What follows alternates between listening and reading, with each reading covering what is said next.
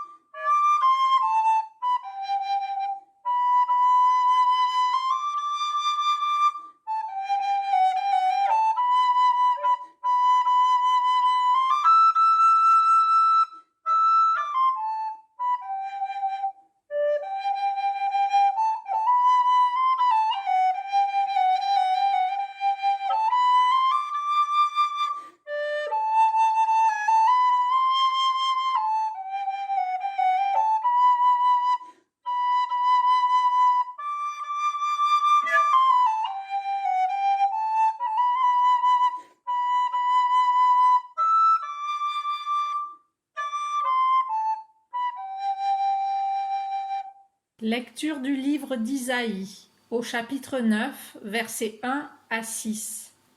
Le prince de la paix. Le peuple qui marchait dans les ténèbres a vu se lever une grande lumière, et sur les habitants du pays de l'ombre, une lumière a resplendi. Tu as prodigué la joie, tu as fait grandir l'allégresse. Ils se réjouissent devant toi, comme on se réjouit de la moisson, comme on exulte au partage du butin.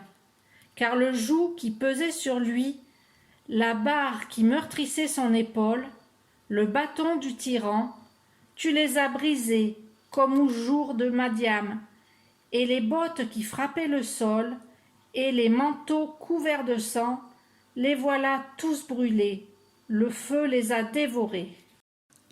Oui, un enfant nous est né, un fils nous a été donné. Sur son épaule est le signe du pouvoir. Son nom est proclamé. Conseiller merveilleux, Dieu fort, Père à jamais, Prince de la paix. Et le pouvoir s'étendra, et la paix sera sans fin pour le trône de David et pour son règne qu'il établira, qu'il affermira sur le droit et la justice, dès maintenant et pour toujours. Il fera cela, l'amour jaloux du Seigneur de l'univers.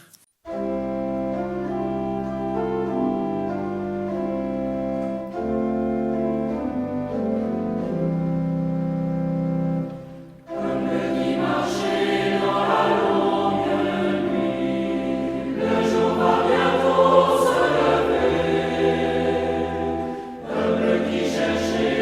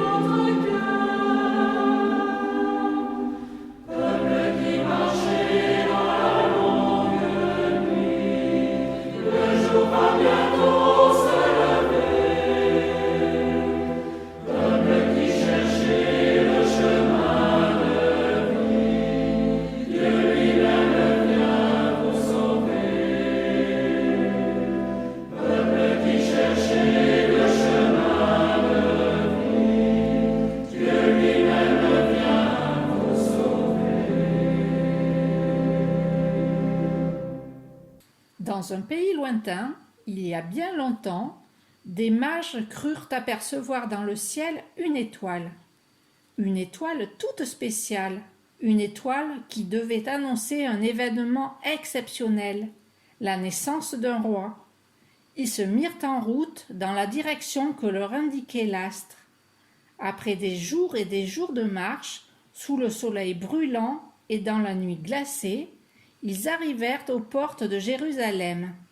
Ils se rendirent à la cour du roi Hérode et apprirent de la bouche des sages où devait naître celui qu'on appellerait le roi des Juifs, à Bethléem. Ils se méfiaient d'Hérode. Il leur avait semblé voir de la jalousie dans ses mots quand il leur avait parlé de l'enfant. Ils se remirent alors à la recherche du nouveau-né, se promettant de ne jamais révéler à Hérode l'endroit où ils le trouveraient. Arrivés à Bethléem, les mages remarquèrent que l'étoile s'était arrêtée au-dessus d'une maison. Ils entrèrent et trouvèrent un enfant couché dans une crèche. Marie et Joseph, penchés sur le berceau de fortune, des bergers venus adorer l'enfant et des anges chantant dans le ciel. L'étoile scintillait au-dessus de la maison. Cette histoire, on la connaît. Depuis notre tendre enfance, on nous l'a racontée aussitôt que les feuilles tombent des arbres et que les sapins quittent les forêts pour se retrouver dans nos salons. Mais après cela, que s'est-il passé? Eh bien, figurez-vous qu'au lendemain du premier Noël, tous ceux qui avaient participé à la fête sont retournés d'où ils étaient venus. Les mages dans leur pays, les bergers auprès de leurs troupeaux et les anges dans le ciel. Quant à Joseph, Marie et Jésus, ils sont partis pour l'Égypte afin d'échapper à la colère meurtrière du roi Hérode. Mais un des protagonistes n'avait pas trouvé où aller. C'était l'étoile. Chaque enfant est une étoile, un éclat de l'infini. Dieu allume des étoiles dans le ciel de notre vie.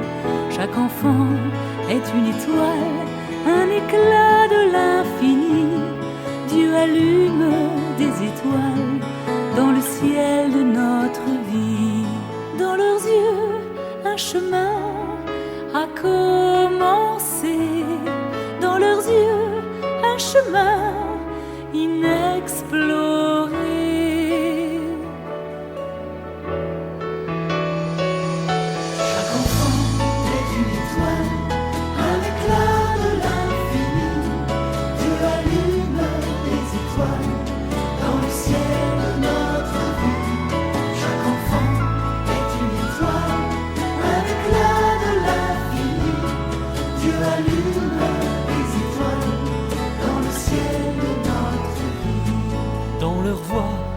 Un refrain à libérer, dans leur voix un refrain d'immensité.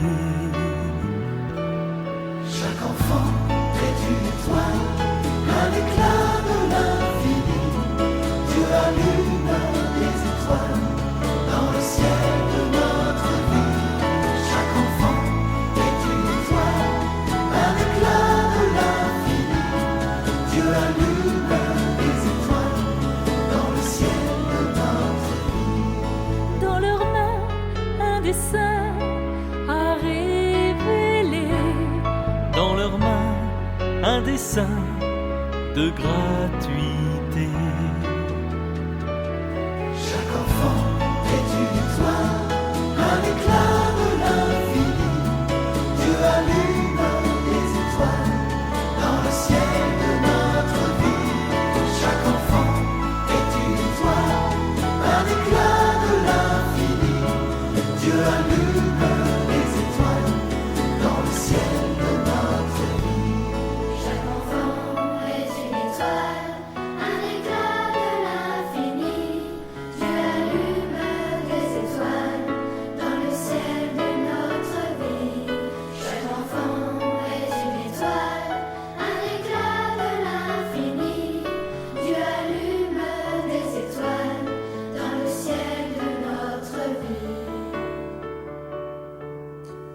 Consultation céleste. La fameuse étoile était apparue tout spécialement pour guider les mages depuis l'Orient. Quand elle regagna le ciel, voilà ce qui se passa. « Gabriel, toi le plus grand des anges, dis-moi où je vais aller maintenant que j'ai accompli ma mission. » C'est-à-dire, tu comprends, le ciel est déjà bien rempli, tu as été créé pour montrer un chemin, pas pour... Tous les anges se réunirent autour de Gabriel pour l'aider à trouver une solution. On pourrait en faire une étoile filante. C'est une belle fin pour une étoile. On ne peut quand même pas la condamner à disparaître. C'est vrai. Maintenant, on va se souvenir d'elle à chaque fête de Noël. Il ne faut pas qu'elle s'éteigne. Devant l'incapacité des anges à trouver une solution, Gabriel décida d'organiser une grande consultation céleste. Il convoqua pour l'occasion toutes les étoiles, les 4 constellations et les planètes pour voir si, en se serrant un peu, il ne serait pas possible de faire une petite place à l'étoile de Bethléem. Gabriel prit son ton le plus sérieux pour déclarer la grande consultation céleste ouverte. On décida que tour à tour, les étoiles, constellations et autres planètes prendraient la parole pour se prononcer sur l'avenir de l'étoile de Bethléem. Les Pléiades, pensez-vous qu'en vous serrant un peu, vous pourriez faire de la place à notre amie l'étoile de Bethléem ? Notre nombre a été fixé depuis que le monde a été créé. Les savants disent que nous sommes les joyaux du ciel. Ajouter une nouvelle étoile briserait notre parfaite harmonie. Et vous, la grande et la petite ours, qu'en pensez-vous ? On ne peut tout de même pas nous rajouter une patte, une tête ou une queue. C'est vrai. De quoi on aurait l'air à la fin ? Face à ces refus, Gabriel tenta une autre approche. Orion, toi qui es déjà si brillant, ne voudrais-tu pas accueillir un nouveau joyau en ton sein ? Qui est cette misérable étoile qui se croit assez noble pour faire partie d'une communauté aussi prestigieuse que la nôtre ? Qu'on nous la présente seulement et on la recevra comme elle le mérite, oui, à coups d'éclairs et d'étincelles. Toutes les étoiles, toutes les constellations et les planètes s'exprimèrent, mais personne ne daigna accueillir l'étoile de Bethléem. Il faut dire que toutes ces étoiles se prenaient pour des stars. À force que tous les astronomes, astrologues, astrophysiciens et autres spécialistes des astres passent leur temps à les observer, ça avait fini par leur monter à la tête. Parmi tous ces vaniteux, il ne pouvait y avoir de place pour la modeste étoile de Bethléem. Que voulez-vous ? Quand on a annoncé que le Dieu Tout-Puissant s'est fait en Jésus, le tout-petit et le tout-faible, on ne peut se mettre au rang de star. Au terme d'une longue et épuisante journée de consultation, aucune solution ne s'offrait à eux. L'étoile désespérée perdait de son éclat. Gabriel, gêné, ne pouvait plus la regarder dans les yeux. Il réunit ses anges pour faire le bilan. Qu'allons-nous faire maintenant ? La remiser dans un placard avec toutes les vieilles comètes qu'on sort une fois tous les 100 ans pour les aérer un peu ? Mais non, on ne peut pas montrer tous les 100 ans une étoile attachée à un anniversaire. Et puis, de toute façon, elle ne tient pas en place cette étoile, elle se déplace sans arrêt. Elle a été créée comme ça. C'est vrai, on ne peut pas aller contre sa nature profonde et l'obliger à rester tranquille. Nous sommes les étoiles dans le ciel d'Abraham, des millions d'étincelles enfants de la promesse. Nous sommes les étoiles dans le ciel d'Abraham, des millions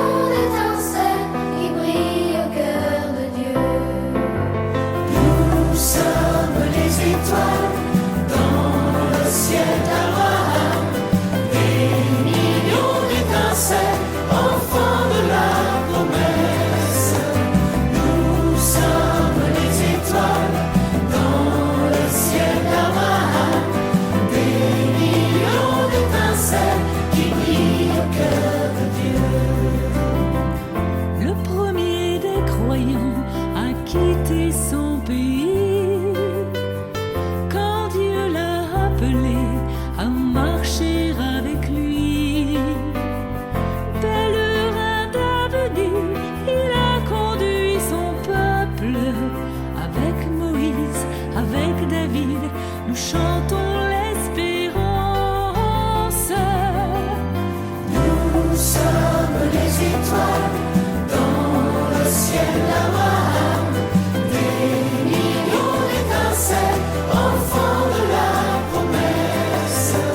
Nous sommes les étoiles dans le ciel d'Abraham, des millions d'étincelles qui brillent au cœur de Dieu.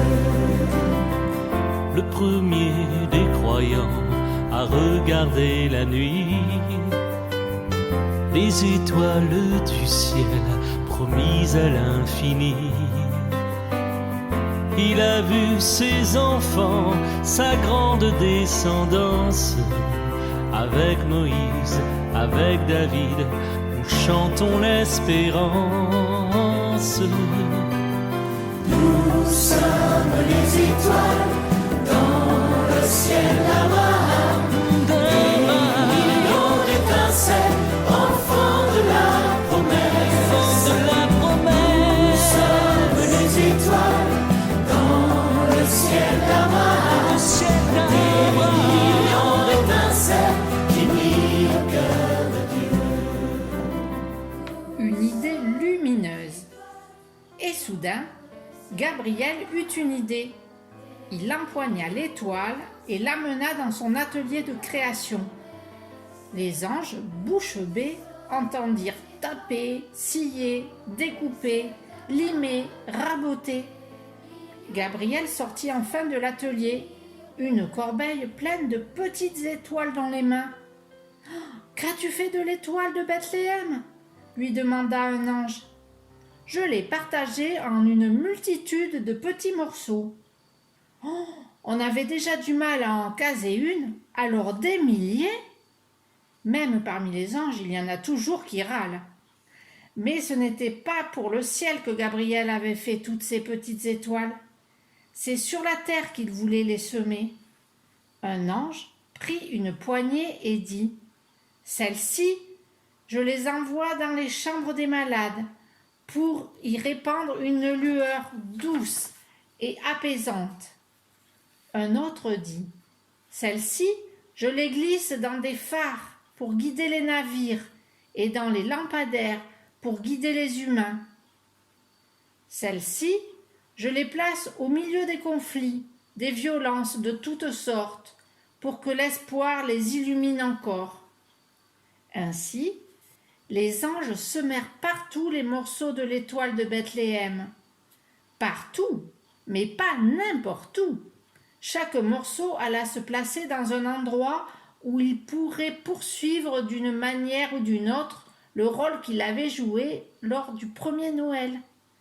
Partout où les humains avaient besoin de lumière ou de chaleur, pour les orienter, les réconforter ou leur donner de la joie. Chaque parcelle d'étoiles alla s'introduire dans le cœur d'un homme, d'une femme ou d'un enfant. Il y resta pour un temps ou pour toute une vie. Ainsi, l'étoile de Noël, qui n'avait pas trouvé de place dans le ciel, eut sa place partout sur terre. Alors, on a tout distribué, Gabriel ? Presque. Il reste juste une poignée de poussière d'étoiles.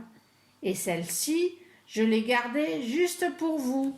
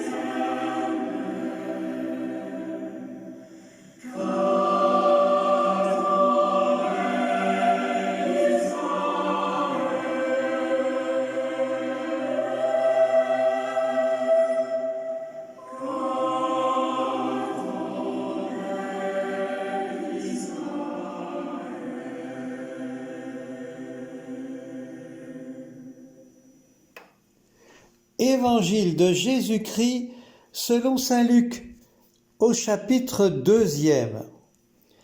En ces jours-là, parut un édit de l'empereur Auguste ordonnant de recenser toute la terre.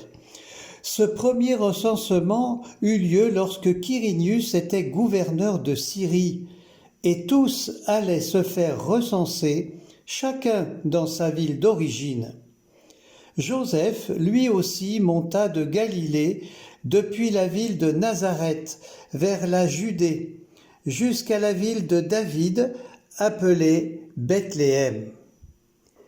Il était en effet de la maison et de la lignée de David. Il venait se faire recenser avec Marie, qui lui avait été accordée en mariage et qui était enceinte. Or, pendant qu'ils étaient là, le temps où elle devait enfanter fut accompli, et elle mit au monde son fils premier-né. Elle l'emmaillota et le coucha dans une mangeoire, car il n'y avait pas de place pour eux dans la salle commune. Dans la même région, il y avait des bergers qui vivaient dehors et passaient la nuit dans les champs pour garder leurs troupeaux. L'ange du Seigneur se présenta devant eux, et la gloire du Seigneur les enveloppa de sa lumière. Ils furent saisis d'une grande crainte. Alors l'ange leur dit : « Ne craignez pas, car voici que je vous annonce une bonne nouvelle, qui sera une grande joie pour tout le peuple.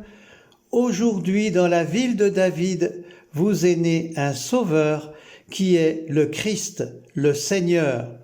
Et voici le signe qui vous est donné, vous trouverez un nouveau-né emmailloté et couché dans une mangeoire. » Et soudain, il y eut avec l'ange une troupe céleste innombrable qui louait Dieu en disant : « Gloire à Dieu au plus haut des cieux et paix sur la terre aux hommes qui l'aiment. »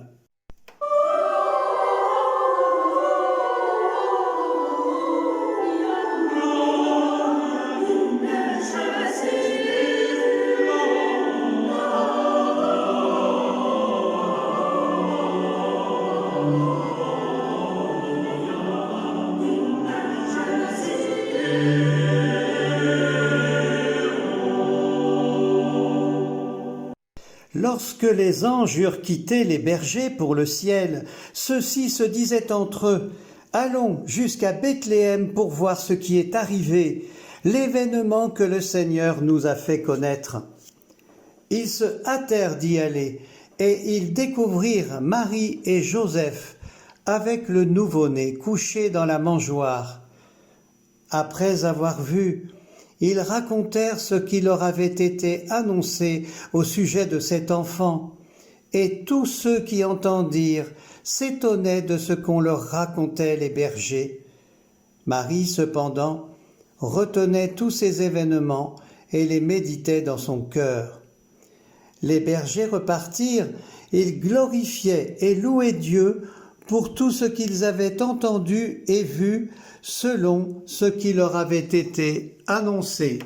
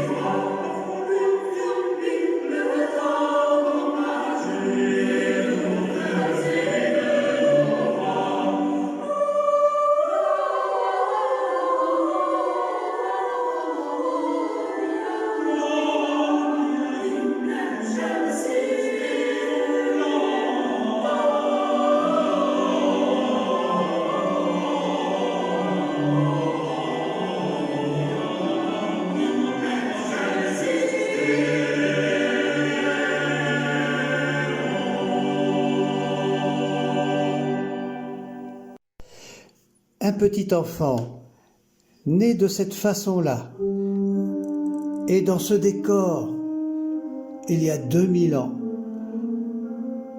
on dit que c'est Dieu parmi nous, Emmanuel, comme disait le prophète Isaïe. C'est surprenant quand même. C'est surprenant, c'est même troublant quand même pour l'intelligence qu'un Dieu tout-puissant, qu'on dit tout-puissant en tout cas, ça dépend ce qu'on met là derrière, le Créateur, l'énergie première, le maître de l'univers soit venu sur la terre.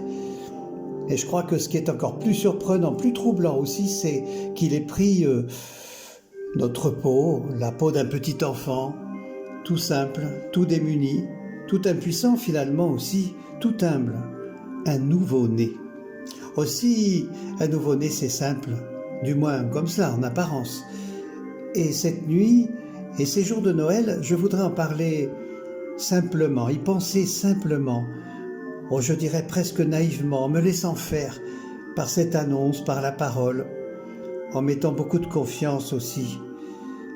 Alors je me pose la question, mais qu'est-ce que Dieu fait là? Qu'est-ce qu'il a voulu nous dire en faisant ça?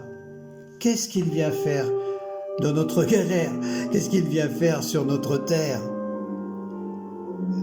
Moi je crois que, et ça, on a besoin de cela aujourd'hui, de le croire. Je crois qu'il est venu nous dire qu'on vaut quelque chose. Voilà, que nous sommes beaucoup plus que rien du tout. Comme à Abraham, Dieu promettait qu'on serait aussi nombreux que les grains de sable sur le bord de la mer. Mais enfin, on n'est pas un grain de sable, on n'est pas que ça. Même sur la planète, dans le cosmos, et dans ces jours, dans le journal d'ailleurs, on lisait qu'il y avait des signes qui venaient d'ailleurs, d'une autre galaxie. Bon, oui. Mais faut-il que nous valions quelque chose pour que Dieu lui-même se déplace et en venant sur notre terre, en s'habillant de notre peau, de notre condition humaine, il nous dit qu'on lui ressemble. C'est incroyable. La Bible avait déjà dit que nous sommes faits à l'image et à la ressemblance de Dieu. Jésus, il va nous le confirmer. Dans le livre de la sagesse, juste avant qu'il arrive, je crois à peu près 300 ans avant, l'homme religieux, c'est-à-dire qui savait prendre du recul, qui savait réfléchir, qui savait s'abandonner humblement à plus grand. L'homme avait écrit dans ce livre que Dieu fait de nous l'image de ce qu'il est en lui-même. Une sagesse, une intelligence, c'est-à-dire une façon d'appréhender tout le mystère. Et Jésus va nous inviter tout simplement à le suivre, tout simplement humainement, à grandir comme lui, humainement. Bon, l'Évangile nous dit en grâce et en sagesse, à devenir pleinement homme ou femme, en épousant, on va dire, comme on dit maintenant, vous savez, on a des valeurs. Eh bien, ces valeurs. Or, les valeurs de Jésus, c'est les valeurs de Dieu. La valeur de Dieu dans la valeur de l'homme, et même l'inverse aussi. Ce petit enfant qui arrive sur la terre, finalement, il se présente à nous comme un plan, comme un projet à réaliser. Il nous invite à le faire. Quand il sera grand, quand il sera adulte, cet enfant prêchera, il va crier sur tous les toits qu'il veut refaire le monde, mais non pas en l'écrasant par la force, en faisant la guerre, comme font ceux qui sont des conquérants, non pas par des espèces de miracles qui feraient tomber le feu du ciel sur la terre, comme lui demandaient les apôtres d'ailleurs, mais en transformant les cœurs, en faisant en sorte que les cœurs des hommes et des femmes épousent les habitudes de Dieu. Vous savez, ces paroles, aimez votre prochain comme vous-même, aimez-vous les uns les autres comme je vous ai aimé. Il va continuer cette phrase, pardonnez comme le Père vous pardonne, soyez parfaits comme le Père céleste est parfait. Oui, Dieu vient sur notre terre pour que les hommes soient comme Dieu. Oh, c'est un des premiers fondateurs, on va dire, de notre Église, Irénée, qui dit « Dieu s'est fait homme pour que l'homme devienne Dieu ». Dieu vient sur la terre pour que la terre soit comme au ciel. Vous savez, sur la terre comme au ciel. Un royaume de justice et de paix et d'amour. Quel rêve quand même! Est-ce que c'est un rêve difficile à réaliser? Une sorte d'utopie? Ça le semble en tout cas. Ça semble évident. Mais en tout cas, c'est plus qu'un rêve, parce que le rêve de Jésus dérange. Il bouscule les intérêts mesquins, les intérêts petits, l'avantage de ceux qui écrasent, comme Hérode qui a voulu le tuer lorsqu'il est né. Il était jaloux de son pouvoir, et les grands prêtres, et les pharisiens, et les docteurs de la loi. Tout ça a fini sur une croix.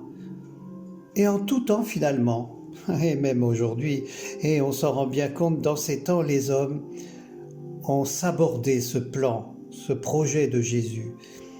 Ils ont persécuté ceux qui y croyaient, ceux qui le proposaient, ceux qui se donnaient leur vie pour l'annoncer.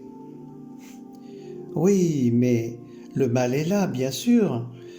Oh, mais rappelez-vous, dimanche dernier, je parlais du commentaire sur le Magnificat de Martin Luther, un si beau livre sur Marie. Et là, il était malin, vous savez, Martin Luther, il avait beaucoup d'humour. Il disait que, justement, tous ces potentats, tous ceux qui sont forts, tous ceux qui écrasent, par les armes, ou par l'influence d'ailleurs, ce sont les friandises du diable. Ah, merci pour la trêve des confiseurs. Oui, c'est vrai. On dirait même que le diable s'en délecte aujourd'hui. Et pourtant, Jésus continuera à croire jusqu'au bout, à croire en l'homme, en nous, et aujourd'hui encore. Il continue à croire à nos capacités, à l'efficacité de notre cœur. Et je vais aller au comble peut-être en disant que chaque Noël a l'air de lui donner raison. Bien sûr, Noël semble submergé par une consommation effrénée. En tout cas, il y a ce désir fou de vouloir se rencontrer, de faire des kilomètres, de braver même un virus pour le faire. Même le danger. C'est tout de même beau que des gens se rejoignent au-delà des guerres, au-delà des pays, au-delà des frontières, au-delà des conflits, pour se rencontrer. Et par amour aussi, bien sûr. De passer l'éponge parfois sur des blessures, sur des offenses, de passer l'éponge aussi sur le temps qui passe et qui abîme, pardonner, désarmer. Des pays même cherchent à faire la paix quelquefois.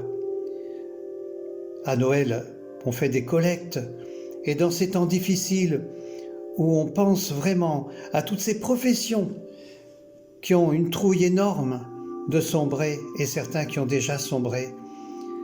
On pense à les aider, à les relever, à leur donner du courage, à faire autre chose, à créer peut-être de nouveaux emplois pour eux, à espérer envers et contre tout. Regardez comme on pense aux pauvres, aux souffrants. C'est difficile d'accepter que quelqu'un soit seul pour Noël, non? Et puis un enfant sans cadeau, est-ce que c'est possible? Pourtant, il y en a sous les bombes là-bas, dans les famines aussi, et sur les routes, sans domicile, cherchant une auberge, ne la trouvant pas, seulement peut-être une étable. Noël, c'est tout ça, vous voyez. Je crois que ça, c'est beau. Ce cœur de l'homme qui le dépasse lui-même. Vous savez, j'ai connu un prêtre qui voulait que la crèche reste toute l'année dans l'église. D'ailleurs, il y a des tableaux, il y a des vitraux qui nous le rappellent, Noël.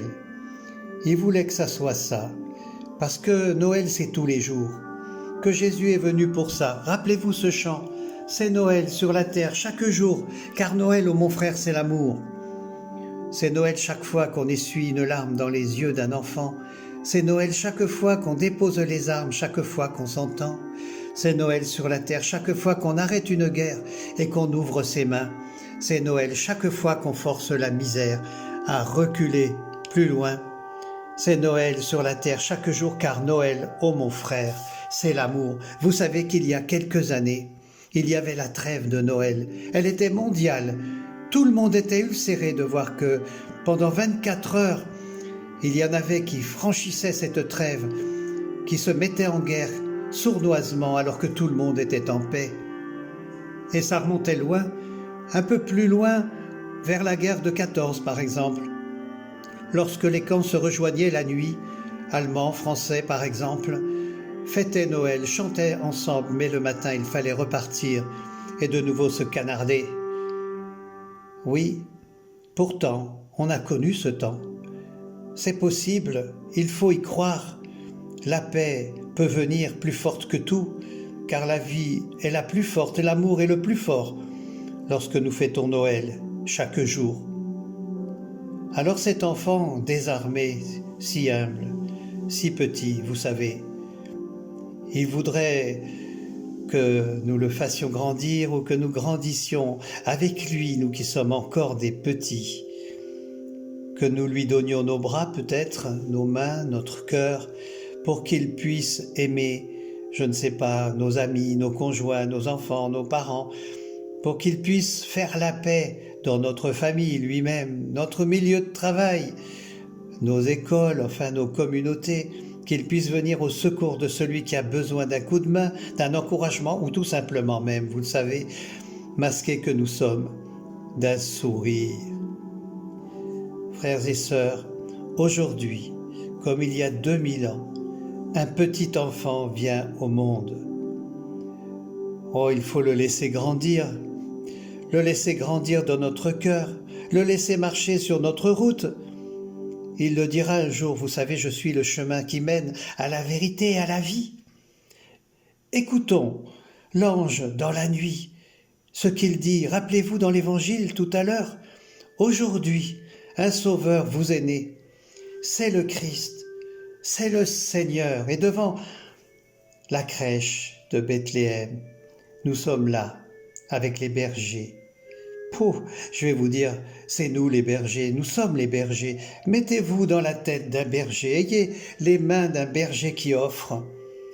Vous l'avez entendu, les bergers sont chargés d'annoncer à tout le peuple ce que Dieu a fait. Ils retournent émerveillés. Et nous avons entendu la bonne nouvelle et nous sommes chargés de la porter. Et nous avons une parole de bonheur.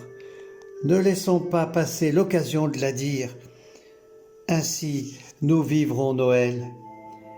Très bon Noël à tous, à chacun, les plus petits, les plus grands. Si vous êtes en famille, si vous êtes seuls.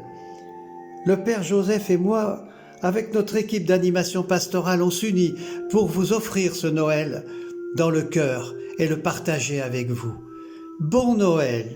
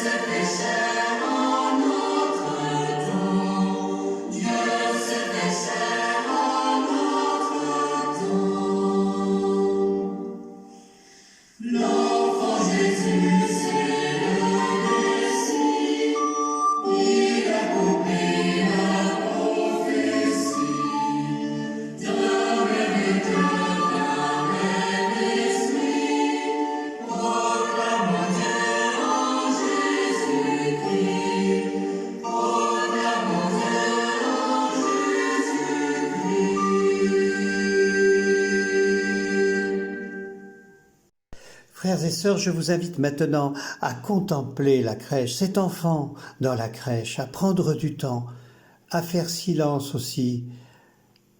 je vous invite à réunir toutes nos prières, toutes nos intentions pour vos familles, pour nos communautés, pour le monde évidemment. Je vous invite à prier pour tous ceux qui sont dans le malheur à travers ce monde, dans les guerres, dans les famines, dans les abandons, tous ceux qui n'ont pas où dormir, où vivre seulement, où survivre, tous ceux qui sont les gouvernants aussi, et puis toutes nos familles, nos communautés, nos professions aussi, tous ceux qui sont désespérés parce qu'ils n'ont plus de travail. Je vous invite à prier aussi pour tous ceux qui sont divisés en eux-mêmes et puis dans leur famille, pour tous les enfants du monde, tous ceux qui sont esclaves, tous ceux qui sont au travail indûment, tous ceux qui sont abîmés, persécutés, pour nos églises aussi, comme pour toutes les communautés. Et puis je vous invite à prier pour tous ceux qui sont seuls, tous ceux qui sont désespérés, tous ceux pour qui personne ne prie jamais ni ne pense, tous ceux qui sont dans les fonds des geôles sur cette terre. Je vous invite à prier, bien sûr, pour tous les malades, du Covid ou non, évidemment, et tous les soignants qui peinent, tous ceux qui donnent leur vie pour les autres, et tous nos frères et sœurs défunts, et tous ceux qui sont dans le deuil. Prenons quelques secondes de paix, de silence. Regardons cet enfant qui nous sourit, qui nous invite à son grandissement qui est le nôtre, qui nous invite à aimer parce que nous sommes aimés.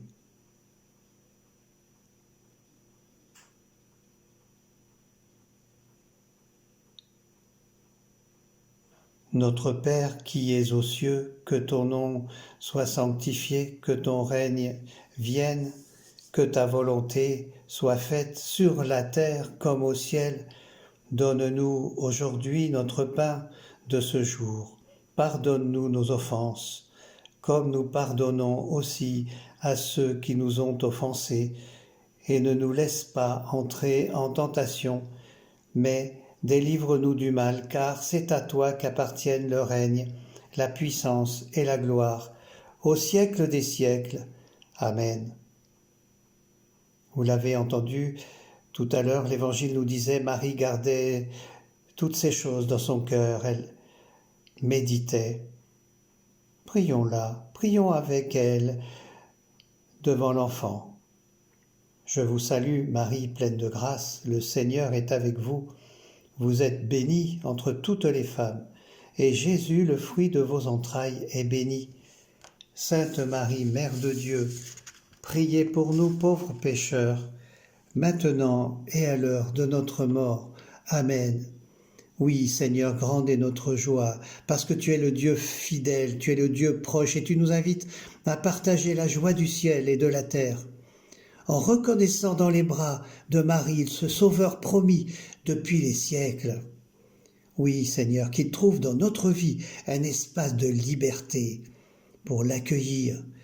Nous saurons ainsi reconnaître son visage en tout homme, en toute femme venant en ce monde. Gloire à toi, dans l'Esprit Saint, pour les siècles des siècles, Seigneur. Frères et sœurs, demandons sa bénédiction au Seigneur. Dans son amour infini, Dieu a donné son Fils au monde pour anticiper les ténèbres. Par ce mystère de la nativité du Christ, il fait resplendir cette nuit très sainte, qu'il nous sauve de l'aveuglement du péché et qu'il ouvre nos yeux à sa lumière. Amen. Il a voulu que les bergers reçoivent d'un ange l'annonce d'une grande joie pour tout le peuple, qu'il mette en nos cœurs cette même joie, qu'il nous prenne comme des messagers de la bonne nouvelle. Aujourd'hui nous est né un Sauveur. Amen. Par l'incarnation de son Fils, il a scellé l'alliance du ciel et de la terre, qu'il nous donne sa paix, qu'il nous tienne dans sa bienveillance, qu'il nous unisse dès maintenant à l'Église du ciel, sur la terre comme au ciel. Amen. Oui, vraiment, que Dieu tout aimant nous bénisse, au nom du Père, du Fils et du Saint-Esprit. Amen. Très bon Noël.